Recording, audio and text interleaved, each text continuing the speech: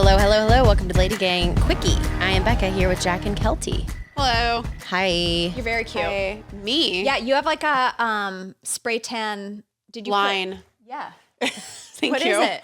A line from. But my it looks spray like tan. contour. It looks like contour. Oh, I it do that for does? my big forehead. Yeah. Oh no! It's just I've been trying to figure out what's the solution Right. to near my hairline, and it's just every time I do it, it gets worse. You don't want to put spray tan in your hair because it won't be blonde. No, it's not even that. It's like if I tried to go on my scalp once, and then it was just like It was globs. too much. Yeah. Yeah. So this is a spray tan. No, this is I have my own Self. face tanner. But do you use a makeup brush to apply it?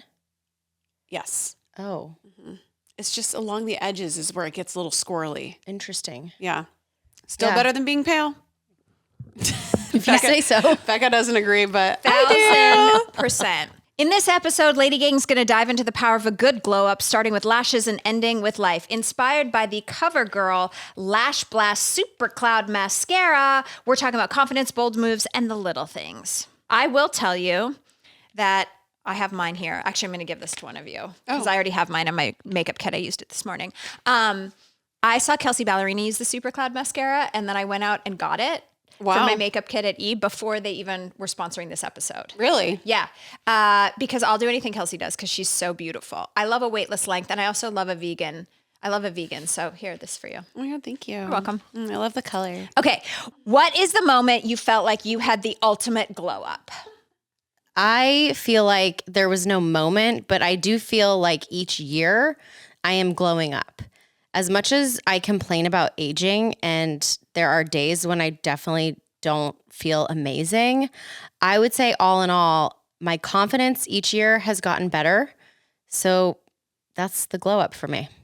Yeah, mine was kind of more like it wasn't one thing that I did on the outside, but like my glow up was almost when I met Jared. And I like agree 1,000%. for me, Yes. but it wasn't that I changed anything that I was definitely doing less. There was a moment where I was doing too much filler, for sure. So it was like going back Welcome to the to filler. everyone alive. Yes. Yes. But I think more so it was like meeting somebody that like thought I was like the most beautiful person in the entire world stopped me from like hyper focusing on things that I hated Right. about myself, which are like nothing things and nobody else would notice. Yeah.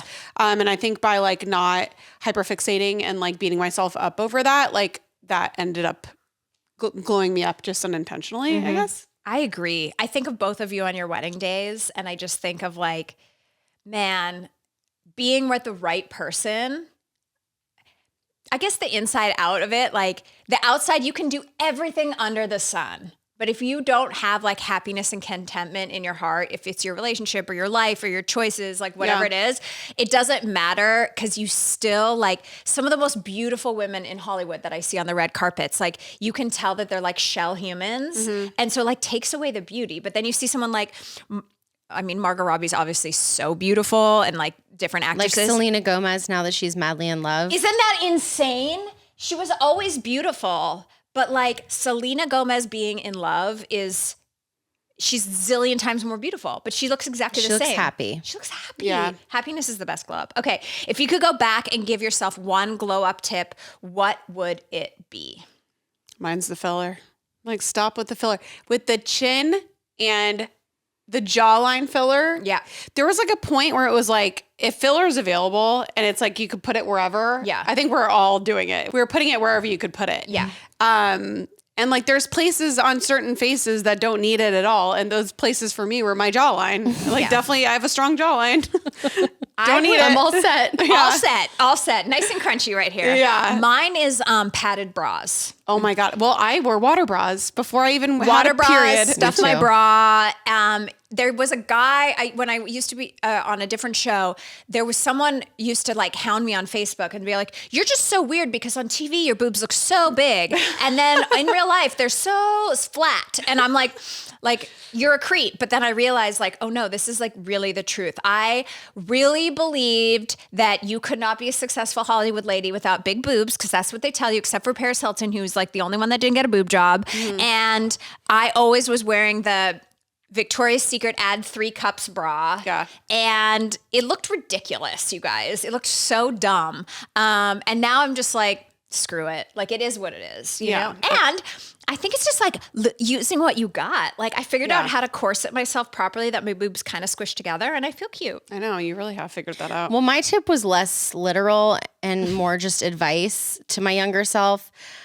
I wish she knew how little other people were paying attention to the way she looked, and that people, whatever that quote is, they will remember how you made them feel. Yeah. And I think in our 20s, we tend to be very inward and very self-conscious and very much obsessed with appearing pretty or right or perfect or whatever. And so in hindsight, no one's looking at you under a microscope the way you're looking at yourself under one. Nobody's even looking at you. Yeah. They're looking at themselves. Like, and then I'll never forget that quote that Becca Tilley like said randomly, like on an Instagram story, probably 7 years ago. I will always remember it. And she was like, I've never remembered how skinny somebody was or how pretty they were or how like long their legs were. It's like, I remember. Well, if I do remember long legs.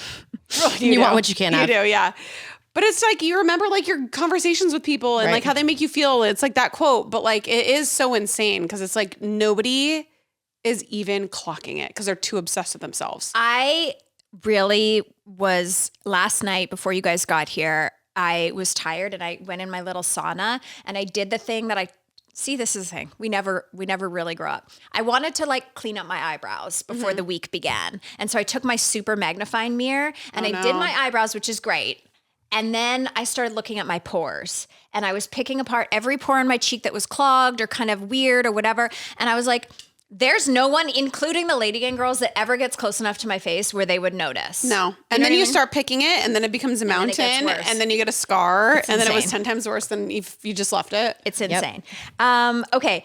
Do you have a major style or beauty fail that at the time you thought was a crazy glow up? Bangs. Bangs. You looked good with bangs. You did look good with bangs. I don't You look good with, you have the face that looks good with any hair. Who looks like there's just the Zooey Deschanel's of the world ruin it for everyone because they just look incredible with bangs. Yeah. But you have to have the right hairline. You have to have the right bang texture. Yeah. It just was never an improvement for me. You know, even if you can pull something off, it's not necessarily how you look your best. Yeah, I agree. You know? So that was not a great one. Yeah, I had bangs once, never again. Well, as a child, all your kid pictures, you have little bangs. Oh, no, as an adult, I had bangs. That I was like 20. I don't even know what I would do if I saw you with bangs. It was so bad. It was when I had I was like in my dark red hair phase, like a little bit like of an, not auburn, but like the darker red. And it was, for one time. And I'm like, can't do this. Too many cowlicks going on and not my face shape. Mine was, so when I was younger, I filmed a pilot for Fuse TV. It was like based on my life and like just being an emo kid or whatever. And I found the pictures of my outfits. Like, you know how you have to do like in continuity picture. So I had these 4 outfits that I wore for this pilot. Oh my God. I must have blocked this like time out of my brain because they were the ugliest thing that I've ever seen in my life. I'm going to post on my Instagram and do a TikTok about it because it was like, this wasn't even emo. This was like hodgepodged, fugly. Well, and like, I thought I was the hottest. You're like, I've got these jeans, but then I've got a peplum top, but then I've got like a snake coming out of my ear, and then I've got a feather earring. And then I always have like a scarf, and then like I handmade a lot of things. It was really bad. So that was definitely, but I felt great. I was just going to say, but you probably felt great. I really was trend-setting. Mine is when I went like hard on the eyebrow tinting. Like I remember seeing Skinny Confidential and she was like, I do the triple dip, dark chocolate and then triple dip. And I was like, yeah, me too. And so I would go and I remember spending at an eyebrow place in Beverly Hills because I got on the eyebrow thing. It was like $300 every time for them to, and she only did she was like famous for doing a feather brow. She was like, I'm going to do a feather brow, which meant like she plucked 2 hairs. And I was like, God. It was $100 per hair pluck and they would tint your eyebrows. And I just had the biggest, fattest, not every face needs that much brow. Very few. Very, very few. I think it's like the one thing I've learned about brows is just like do the brow that you were given. And also no one is like, but a bad brow can really ruin it. That's what I'm saying. But like a bad brow won't be your brow. Your brow is the good brow. Yeah. What is a time in your career when you needed a little super boost just like the mascara, to push yourself to the next level. Mine's right now. I was just going to say every day. I know. I'm like, yeah, sluggish. Have you ever faked confidence to get through a situation? My main one that I can think about is like leading live shows, leading TV. Like those are the two places I feel very unconfident, and the two places that I'm like, I'm faking it. I'm pretending like everything is okay. And it ends up being fine, but I definitely don't innately have it in me. Mm-hmm. Mine's weird. And I hate this about myself. It's when I see celebrities out. This is wild. When I see celebrities in a social setting and not in a work setting, I have to try so hard to act normal. I don't know how to act normal. I'm very in my head about it because I know that they know I work for E! News or I work for these news places. And so like, I want them to understand that I'm like, I'm not a regular reporter. I'm a cool reporter who like won't report on it if you're like cheating on your husband right now. Like I'm cool. I'm a vault, but I can't say that out loud. So then I try to act extra cool. And then I think act dumb. And then I just like, I'm so confident in my work life, but my personal life and personal relationships is pretty bad. I get that. It is a sticky I don't know situation. how to act normal. Yeah. You know? Yeah. And it doesn't matter who it is. I act like an idiot. I have seen you act very bizarre in situations like that. It's true. What is that? It's kind of, It's like overcompensating Yeah. in a sense. Like I can't just be cool. You can't just, be chilled. Never been chill in my life. you've never. But you also act that way to like you did it to our flight attendant on the plane recently. It's just like, what's happening? Yeah. It's like Like I overcompensate because I know. Because you think you're being you think that you're unsocial. So I'd be extra social. Yes. you think you're antisocial. Antisocial. Yeah. Like then it would be better if I just did what Chris Knight does, which is just sit quietly at the end of the table and let the other people that need attention talk loudly, which is what I want to do socially. But I think people think I want to like zhuzh. So I zhuzh, but then I'm also like, I don't want to zhuzh too much. I don't want to zhuzh like we're on a TV show. I just want to zhuzh like a normal person. Like, I don't know. It's so weird. I get it though. Yeah. Well, I mean, the life of an auditioning actor is pretty much faking confidence every time you do that. Yeah. So I was trying to find I heard a quote about research done on actors when they go into an audition, what their body goes through. And I cannot remember, but it was the equivalent of something so traumatic. I bet. That normal people probably never face or face once in their life. Not that I'm a hero by any means. I chose this, but that is for sure a fake confidence. Yeah. Well, it's interesting because when we were dancers in New York and we would go to these auditions, Jack, like there'd be 200 girls in line and you would go in the morning and they would do like a dance cut and then they would cut. Sometimes they did a height cut. Sometimes they would just have you stand in a line and be like, you're not the right person. That happened to me. A bummer. Marguerite Derricks used to do that all the time. She's like, if you're not the right look, I don't even want to waste your time. That's how I got the West Side Story tour. Because you were the right look? Yeah. Well, you're also Alan very Johnson talented. just walked past us and he just said yes or no. And then we had to obviously continue the audition. Right. But he weeded us out like from, Very you could have quickly. been the most talented person in the room, but if you didn't Did look not like matter. it, Yeah. I feel like you can't do that So- anymore. I know. I have don't. no idea what they do, but like there was all these cuts and then you got down to the end of the day or the end of second day and there was like 20 people left and you knew, okay, like some of these people are going to get calls, some of them won't. Yeah. But that only happened with every 20th audition you went to. So you weren't waiting. Like, I can't believe what you do because you put yourself out there over and over and over again, month, week after week. And like everything goes into thin air.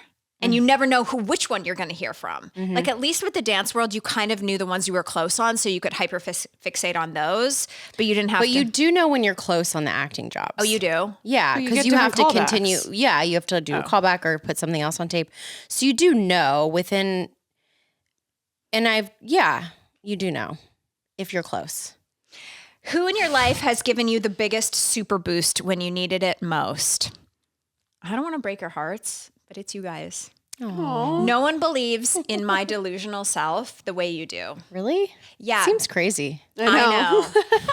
I often wish I had like a team, a whatever. What about Chris? Chris, unfortunately and fortunately, loves me in all the things I can do. And this was talking about like, I mean, I was talking about career and stuff, but I think like,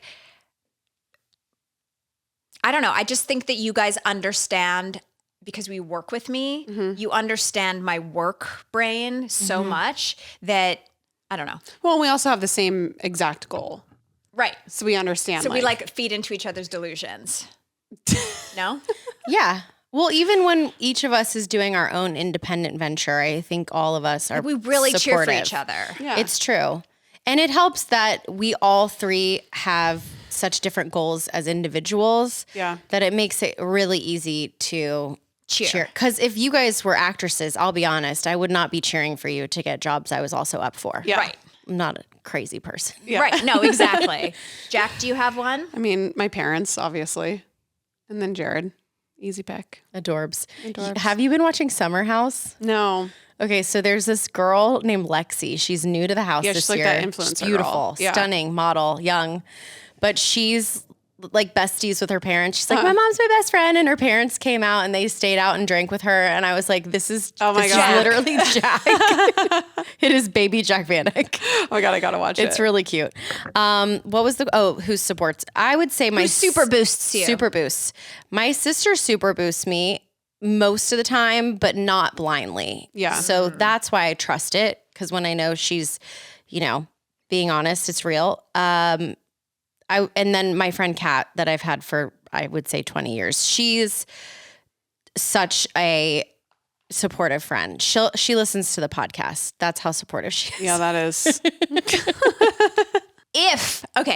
What I want to do now is I want us to say a confidence boosting ritual that you swear by. Becca? Staying true to you. Oh. So there's a lot of pressure in today's age of going with every trend, trying every trend. And if you don't do this thing, you're not on trend, which makes you an old lady. Mm-hmm. And I feel like when I go that route, now there are exceptions, but if I know I need to feel confident in a day or a night or whatever, I need to stay with the things that have always made me feel good. So it might be a timeless outfit that I own and it might not be the trendiest thing ever, but I know that when I'm out wearing it, I'm feeling comfortable, like myself. And that goes with like hairstyles, makeup styles. I like to try new products, but I don't like to try new techniques. Yeah. So it's really, there's so much out there. And if you're a trendy girl, you're a trendy girl and that's what makes your heart sing. But I really realize that sticking with what makes me feel good is the mundane, like kind of boring things. Oh, I love that though. Nothing new. Jack? Mine's more vain. Obviously, a spray tan just really boosts. Spray tan and a fake freckle is just the best combo. Why do you love a fake freckle? Because it hides like imperfections on my face. Like if I have like a blemish or if I have so many sunspots that I need to get rid of someday or maybe not. Yeah. But like if I throw some freckles on, then it just like camouflages all the other stuff and then it makes my skin feel more flawless. So interesting. I love it. And then it makes me feel young. My confidence I'm going to be like 60 having fake freckles one day. At that point, I'll say, let's just tattoo those suckers on. Yeah. My confidence boosting ritual has always and will always be the power pose. Babe, you look in the mirror. Wow, I haven't heard that in such a long time. I haven't been talking about it, but I do it still all the time. You stand like Superman. You put your hands on your hips, feet apart. You look in the mirror and you tell yourself, before a job interview, before a date, before a big moment in your life, and you say, I've got this, I'm the bomb, no one is like me, I'm gonna kill it out there, like watch me go, I'm so powerful, I'm so strong, and it tells your brain that you are not to be nervous and to be a super person, and it really does work, and it's incredible. I love it. And wear your power color? I love to wear power color yellow. I really wanted to wear a yellow dress to the Oscars, but they didn't have anything available. But I love power color, power dressing, but also the power pose is it. Yeah. Mm-hmm. Like I still do it in my daily life all the time. I love that. Isn't that so weird? But anyway, I just have to talk to myself in the mirror because my negative self-talk is like, and so it's nice to just stop it for a second and be like, no, listen up, Kelty. There's no one like you. You're great. You know, just like that. Love it. And that's what I think about my CoverGirl Lash Blash Super Cloud Mascara. We want to thank CoverGirl for sponsoring this epic conversation about all of our hacks, glow ups, careers, and times we needed a little boost to get ahead. And we weren't here for a long time. We were here for a boost time. Boost!